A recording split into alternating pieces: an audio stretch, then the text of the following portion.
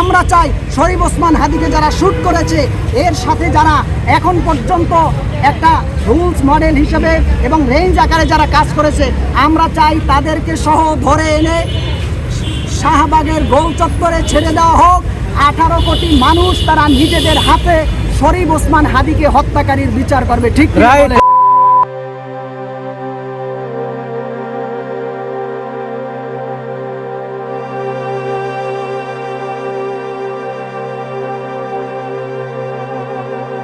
দিল্লি নয়, পিন্ডি নয়, সবার আগে বাংলাদেশ।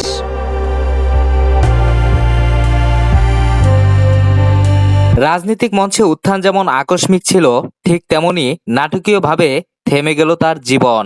মাথায় গুলিবিদ্ধ হয়ে শেষ পর্যন্ত প্রাণ হারালেন শরীফ ওসমান হাদি।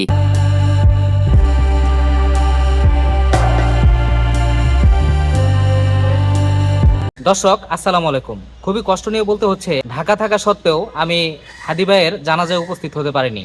তবে আজকে যাচ্ছি হাদি ভাইয়ের কবরটি জিয়ারত করতে। হাদি ভাইয়ের কবরের বর্তমানে কি পরিস্থিতি সবকিছুই এই ভিডিওতে তুলে ধরবো। সাথেই থাকবেন, আশা করি ভিডিওটি ভালো লাগবে। ঢাকা বিশ্ববিদ্যালয়ের প্রাঙ্গণে প্রিয় কবি কাজী নজরুল ইসলামের পাশেই কবর দেওয়া হয়েছে শরীফ ওসমান হাদি ভাইকে।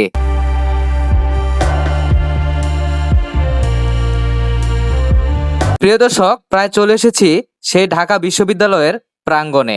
কেন জানি মানুষটার কথা বারবার মনে পড়ছে।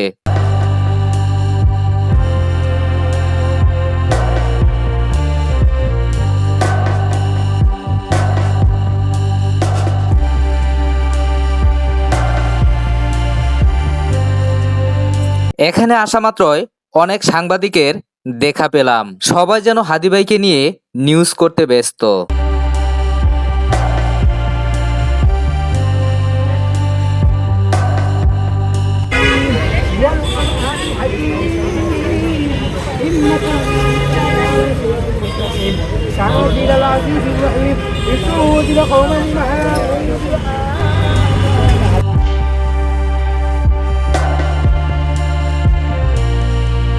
প্রিয় দর্শক, কষ্টের বিষয় হলো ভিতরে ঢোকা নাকি সম্পূর্ণ নিষেধ, তাই দূর থেকে মানুষ তার জন্য দোয়া করছে।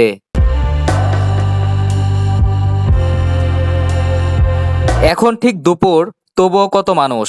এখানে এসে জানতে পারলাম ঠিক এখানেই নাকি সকালবেলা মানুষের পা রাখারও জায়গা ছিল না।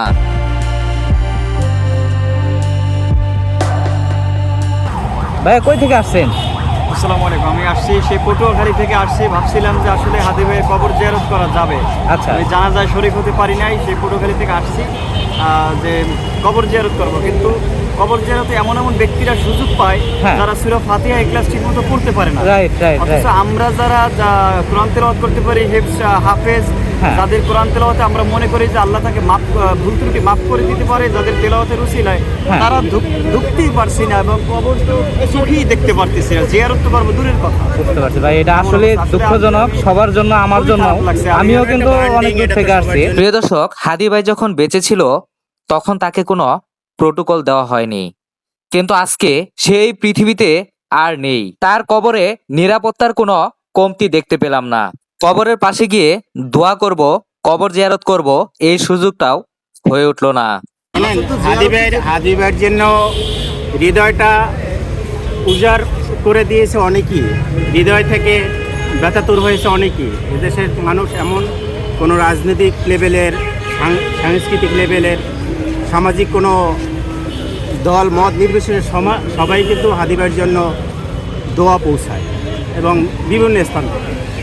আমি বলবো, হাদি ভাই তুমি চলে গেছো চির আপন ঠিকানায়। যেমনটা তুমি চেয়েছিলে দুদিন আগেও, বিধাতা তোমার চাওয়াটা যদি পূর্ণ করিত 100 বছর পরেও, তবে জাতি হিসাবে আমরা এই বাংলাদেশ, এই মাটি অনেক কিছু পেতাম। দর্শক, দূর থেকেই দেখাতে হচ্ছে, সামনে যে সমাধিস্থলটি দেখতে পাচ্ছেন কাজী নজরুল ইসলামের সমাধিস্থল, ঠিক এই সমাধিস্থলের পিছনেই শরীফ ওসমান হাদি ভাইয়ের কবরটি দেওয়া হয়েছে।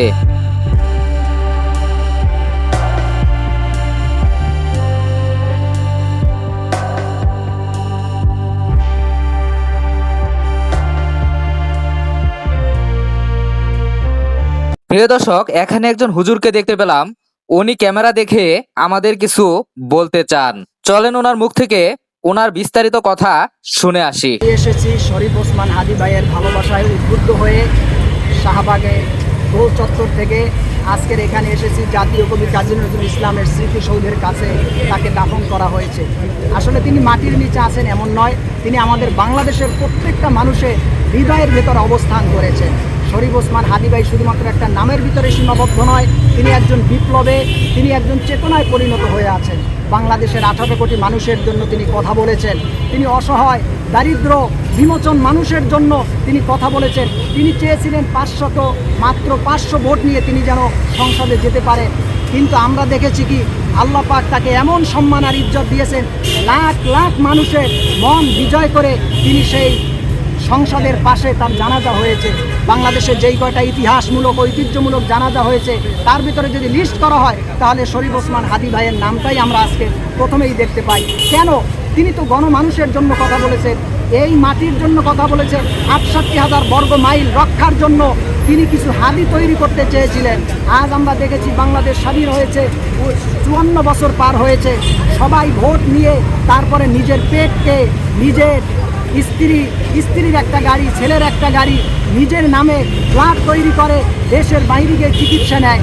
আর যদি এই সমস্ত মানুষগুলি এই নিজের পেট নীতি না করে সবাই যদি দেশ নিয়ে চিন্তা করত, মানুষের সুস্থতা নিয়ে, মানুষ যেন ভালো থাকতে পারে, আমার দেশটা যেন ভালোভাবে, তারা যেন প্রত্যেকটা মানুষ যেন তার ন্যায্য অধিকার বুঝে পায়, এই চিন্তা নিয়ে যদি ভোট ভিক্ষা করার পরে যদি তারা কাজ করত, তাহলে আমার বাংলাদেশটা বিশ্বের ভিতরে 10টা মডেল রাষ্ট্রের ভিতরে অন্যতম একটা রাষ্ট্র হয়ে যেতে পারত।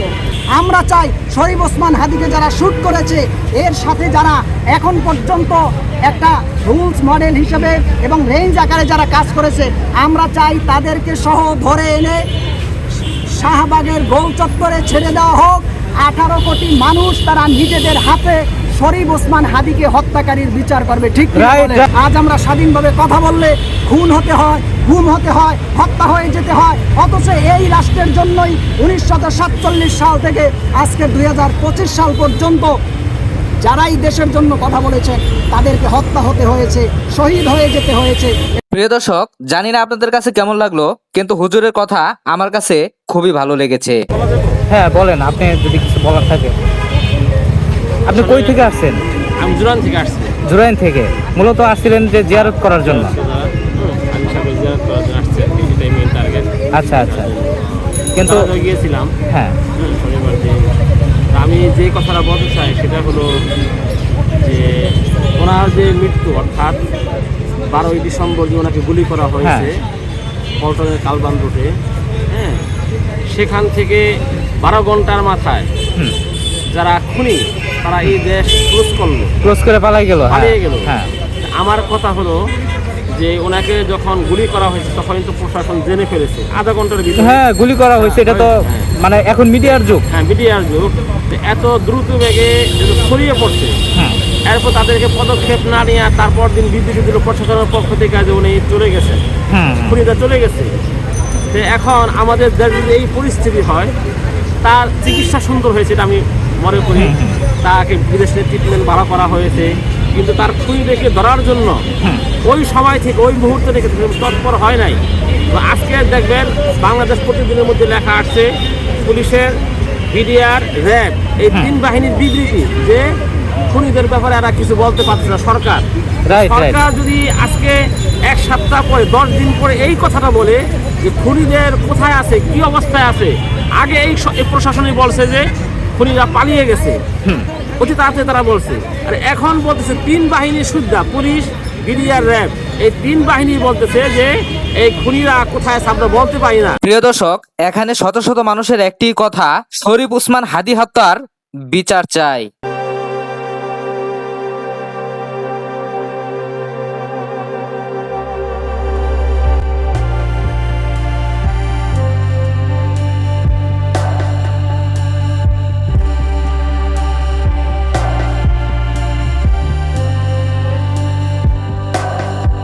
ভিতরে ঢুকে কবরটি দেখানো সম্ভব হলো না।